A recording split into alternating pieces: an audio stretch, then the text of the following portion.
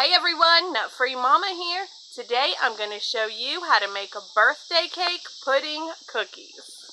Let's start off with our ingredients. First you need 3/4 cup of butter softened, which equals 1.5 sticks. 3/4 cup of brown sugar packed. 1/4 cup of granulated sugar. Then you need the 3.4 ounce French vanilla pudding, the instant pudding mix there. You don't need to make the pudding, you just need the dry. 2 eggs, 1/2 teaspoon of vanilla extract, and 1/2 teaspoon of cake batter extract. I didn't know what that was either, but it smells delicious, so I think it's going to be really good. Then we need 2 1/8 cup of flour, 1 teaspoon of baking soda, 1/2 teaspoon of salt, 1/2 cup of sprinkles. I'm using the rainbow because it's, you know, birthday cake, so it should be fun. And then 1 cup of the caramel bits. Now, I had a little bit of a hard time finding the caramel bits this time of year, but I did find them at Walmart, if that helps anybody.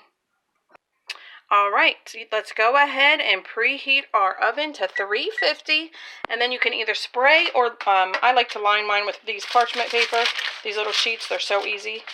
So you want to go ahead and line 2 cookie sheets with the parchment paper and go ahead and set those to the side. So next we are going to whisk together our flour, baking soda, and salt and just set that to the side. Next, in a large bowl, we are going to cream together with an electric mixer the butter and the 2 sugars until they are nice and fluffy, so about 2 to 3 minutes. Alright, go ahead and add in your French vanilla pudding and stir that until it's combined. Alright, next add in your 2 eggs and your 2 extracts and mix that to combine. Next we are going to slowly add in our flour, a little bit of it at a time, stirring it in between each time. Alright, that looks and smells amazing. So next we are going to add in our sprinkles and our caramel bits. Just fold those in with a spatula. Alright, that looks pretty mixed up. So next we are going to roll the dough into 1-inch balls and place them on the prepared sheets about 2 inches apart. Alright, that dough is really sticky, so I'm either going to use a cookie scoop or a tablespoon for mine. Alright, my first batch is ready to go in. I have 28 cookies here. You can see, I mean, they're pretty nice sized cookies. I just rolled them out with a tablespoon. But I'm going to go ahead and stick these in the oven 8 to 12 minutes.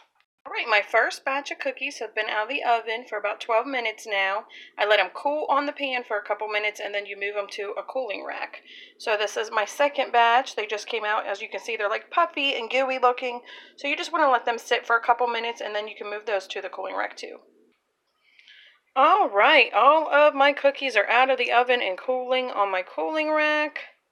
I made about 42 here, so it just depends on your size, because you can see some of mine are little, some of them are big. We're going to let them finish cooling and have Taste Tester have a little taste. Alright, Taste Tester, why don't you have a little taste? Okay. Yummy. Do you like it? Yeah. Alright, everyone, come back and see us again, and don't forget to like and subscribe. Don't forget to like and subscribe. And one more. And it's cupcakes. Bye.